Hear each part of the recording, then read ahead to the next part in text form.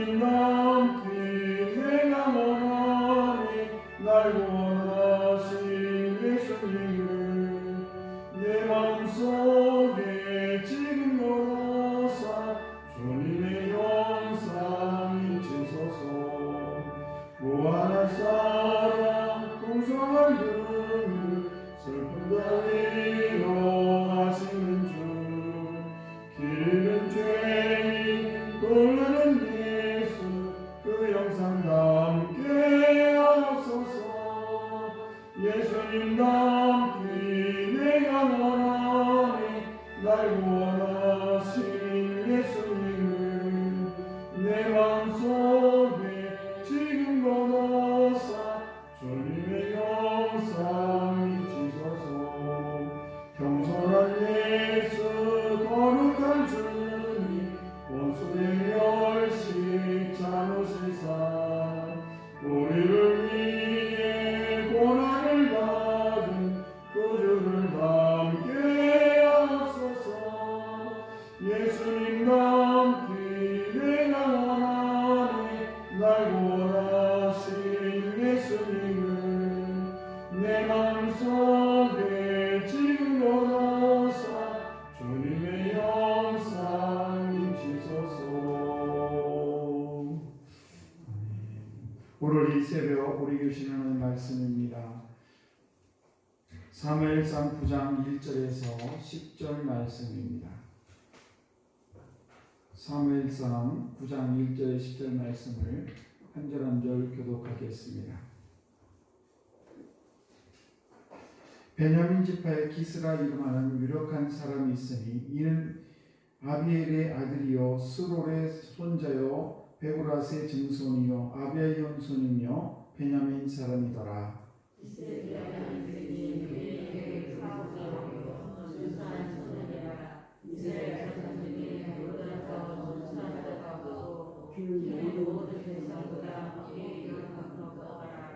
사울의 아버지 기스가 암나기들을 잃고 그의 아들 사울에게 이르되 너는 일어나 한 사환을 데리고 가서 암나기들을 찾으라 하매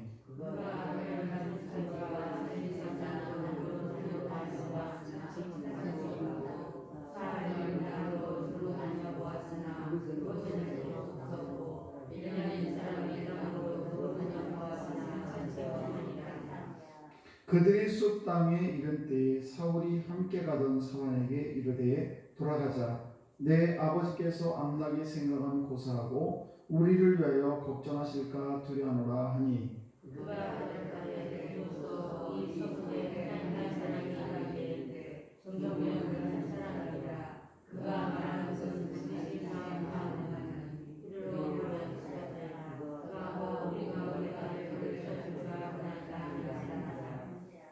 사울이 그의 사환에게 이르되 우리가 가면 그 사람에게 무엇을 드리겠느냐. 우리 주머니에 먹을 것이 다하였으니 하나님의 사람에게 드릴 예물이 없도다. 무엇이 있느냐 하니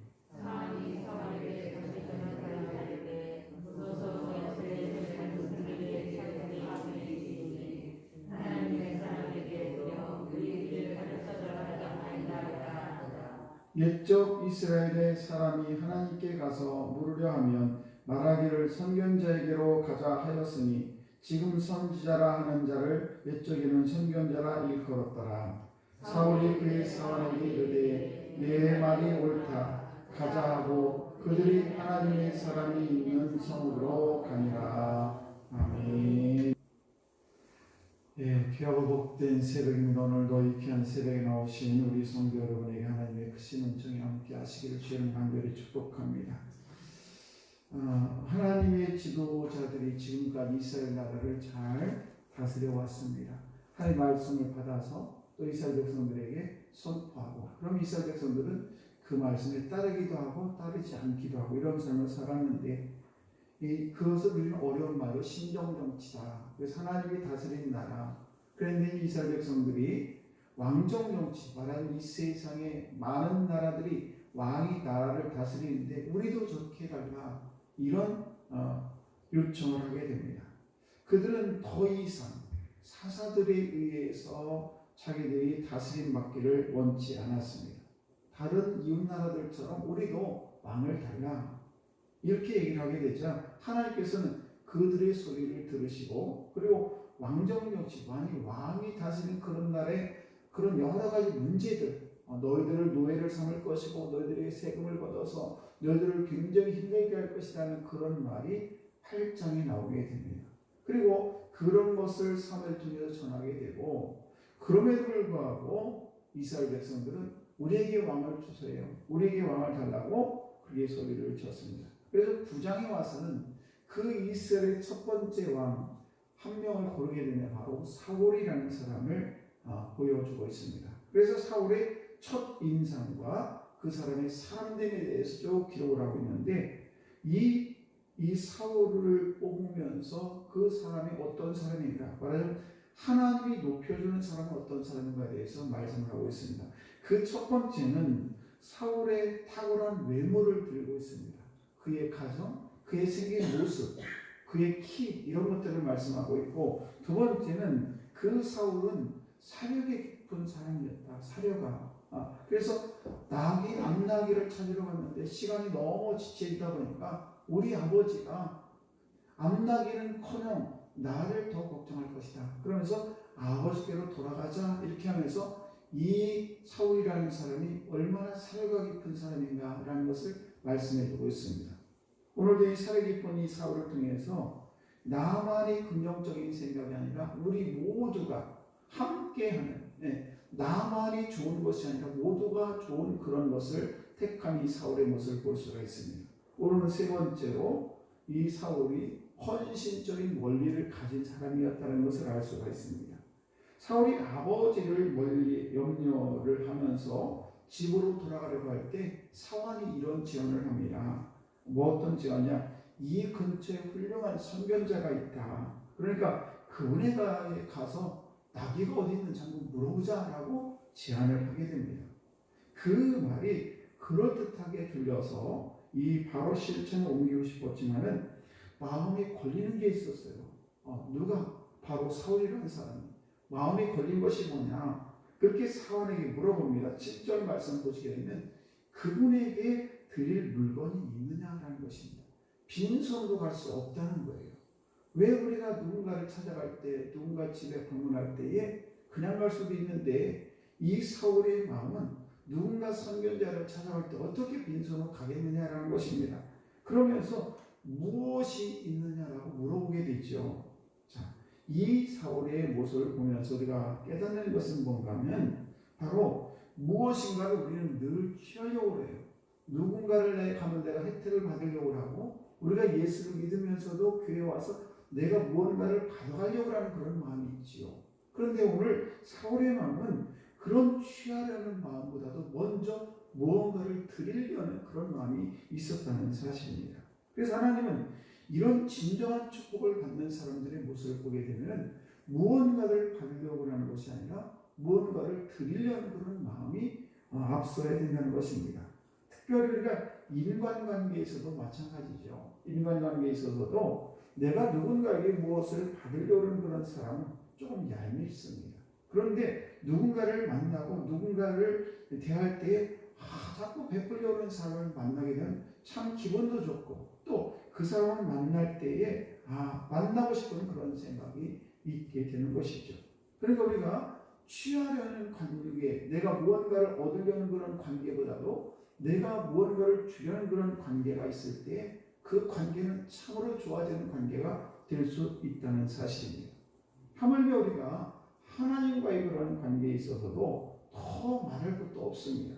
하나님으로부터 무엇을 얻는 데만 관심이 있는 사람들은 수시로 시험에 들어요.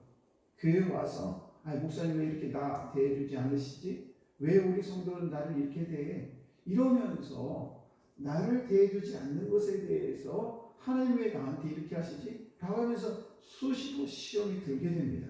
그런 사람은 어떤 사람입니까? 바로 내가 무언가를 자꾸만 얻으려는 사람. 이런 사람은 우리가 하나님 앞에서도 시험이 될 때가 많다는 사실입니다.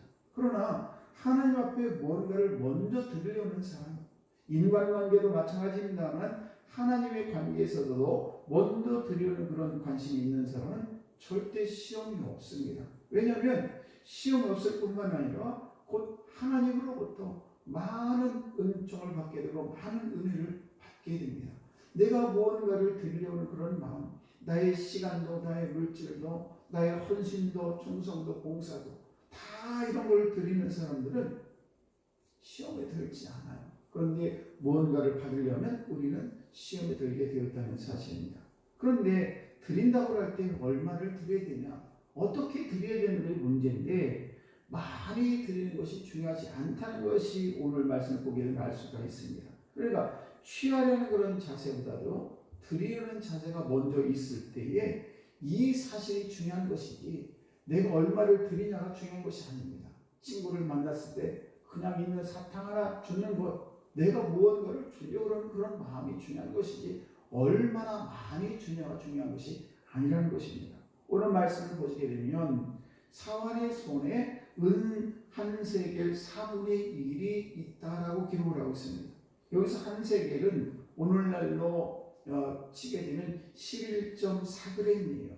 우리가 한 돈이 3.75g이거든요. 그러니까 여기서 한 세겔은 11.4g이니까 한 4배 정도, 한 돈의 4배 정도 되는 것이죠.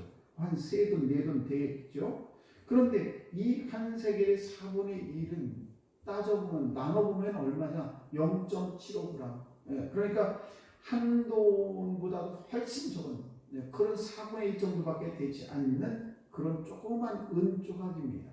이것을 가지고 있다는 거예요. 그런데 이건 이 작은 돈이라도 드리려는 그런 자세, 드리려는 자의 정성이 하나님이 기뻐하는 사람이라는 사실입니다.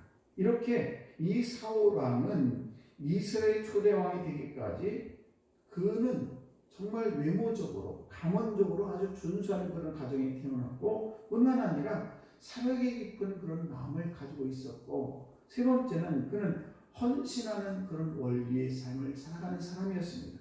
마지막으로 이 사울은 겸손한 마음을 가진 사람이었다는 것을 알 수가 있습니다. 사울은 누구에게라도 배우려는 그런 마음을 가지고 있었다는 겁니다.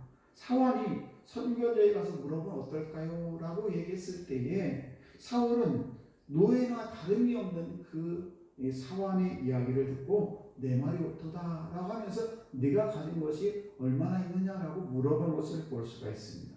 연령과 관계없이, 환경과 관계없이, 나이와 상관없이, 그리고 지연과 학연과 관계없이, 그런 연줄과 관계없이 우리는 진리에 순응할 수 있는 겸손한 마음을 갖는 것이 매우 중요하다는 것입니다. 누군가가 얘기했을 때 그렇구나, 그럼 내가 알아서 배워야지. 누군가에게 우리가 이렇게 늘 겸손한 마음을 가진 사람이 하나님이 기뻐하는 사람이라는 사실입니다. 오늘도 하나님께서는 이스라엘에 수많은 사람이 있었습니다만 왜 사울을 택했을까라는 것에 대해서 말씀을 드렸습니다. 이 사울은 이렇게 가문이 좋은 가문과 외형적으로도 여러 가지 좋은 환경뿐만 아니라 그의 마음은 사역에 깊은 그런 마음을 쓰고 자였고, 그리고 그는 내 자신을 누군가에 드리려는, 남을 생각하는 것이 아니라 내가 받으려고 하는 것이 아니라 내가 누군가에게 줄 수 있는 사역 깊은 마음을 가진 헌신하는 사람뿐만 아니라 겸손하게 사환의 말이라도 들을 수 있는 그런 겸손한 사람이었다는 사실입니다.